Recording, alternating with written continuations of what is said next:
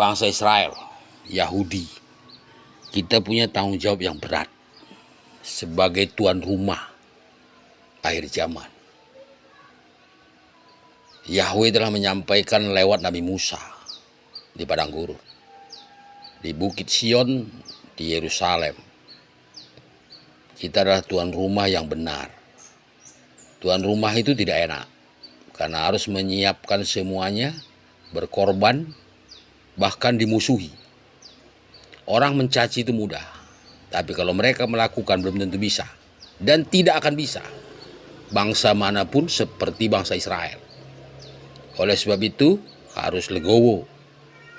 Tetapi kita punya kebijaksanaan dan ada waktu yang disampaikan Yahweh kepada kita. Maka Yesus memerintahkan kepada bangsa Israel dan pengikut Yesus, murid Yesus di muka bumi. Kita harus mencari jalan ini sebagai finalisasi agar terjadi akhir zaman. Tanpa keraguan dan tanpa rasa iba dan kasih. Karena ini perintah dari Allah. Time sudah lewat dan sudah tiba. Jenis-jenis pidana dalam KUHP dan rancangan KUHP. A. Jenis-jenis pidana dalam KUHP. Manfaat dari penentuan jenis pidana dalam KUHP adalah antara lain ialah: 1. Agar terdapat keluasan bagi pembuat undang-undang untuk mengancamkan jenis pidana yang telah ditentukan itu kepada suatu tindak pidana tertentu, baik secara tunggal maupun alternatif, sesuai dengan berat ringannya tindak pidana yang dirumuskan dalam pasal yang bersangkutan.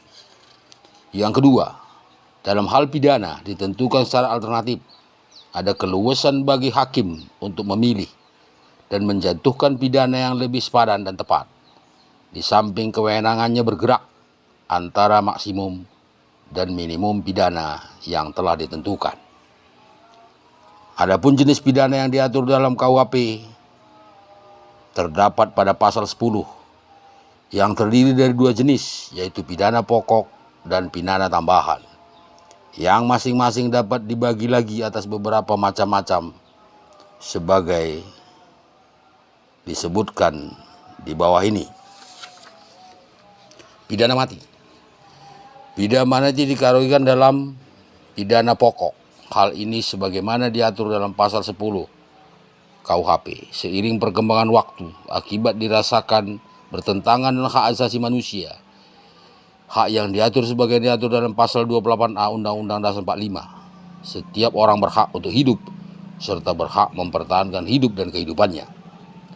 Maka dalam pidana konsep rancangan Undang-Undang KUHP 2012, pidana mati tidak masuk dalam pidana pokok. Pidana pokok dalam rancangan Undang-Undang KUHP 2000 terdiri dari pidana penjara, pidana tutupan, pidana pengawasan, pidana denda, pidana kerja sosial.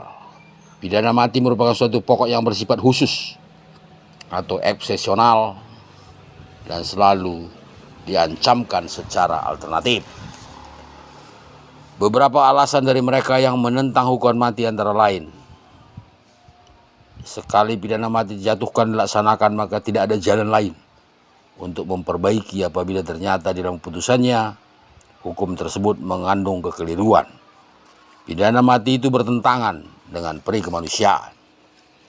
Dengan menjatuhkan pidana mati akan tertutup usaha untuk memperbaiki terpidana. Apabila pidana mati itu dipandang sebagai usaha untuk menakut-nakuti calon penjahat, maka pandangan tersebut adalah keliru, karena pidana mati biasa dilakukan tidak di depan umum.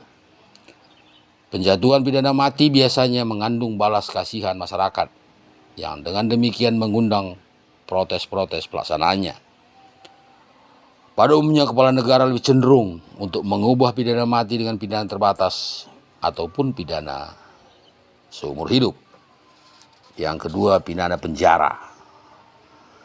Pidana penjara adalah bentuk pidana yang dikenal juga dengan sebutan pidana pencabutan kemerdekaan atau pidana kehilangan kemerdekaan, atau dikenal juga dengan pidana pemasyarakatan. Di dalam KUHP jenis pidana ini digolongkan pada pidana pokok. Pada umumnya, hukuman penjara dijalani dalam suatu ruangan tertentu. Pada masa lalu, pidana penjara dipersoalkan di dunia barat. Bahkan, apakah si terhukum ditempatkan secara terpisah, yakni terasing dari si terhukum lainnya dalam suatu ruangan, ataukah tidak, karena penjara tersebut terbuat dari beton yang berdiri kokoh dan kuat, sehingga para terhukum terasing dari pergaulan masyarakat luas. Ada beberapa sistem dalam pidana ini, namun kita harus lebih bijaksana. Harus lebih bijaksana. Kenapa Yesus membuka ini? Dihindari pidana mati. Karena pidana mati itu tidak bisa memperbaiki manusia. Karena dia belum tentu salah. Jadi kita memilih pidana kurungan atau pidana penjara. Yang berikutnya kita akan memilih pidana denda. Jadi kalau dia korupsi, kita sita semua harta mereka. Dan dia diberi sebuah surat keputusan. Dan ada pidana tutupan. Sebenarnya banyak contoh-contoh yang sudah dilakukan di bumi dengan sangat adil. Yesus berpesan, hindari keputusan pidana mati. Karena itu tidak ada pertobatan dan penyelamatan di seluruh bangsa-bangsa. Tapi kita memilih pidana kurungan atau penjara atau pidana denda di akhir zaman. Yesus. Amin.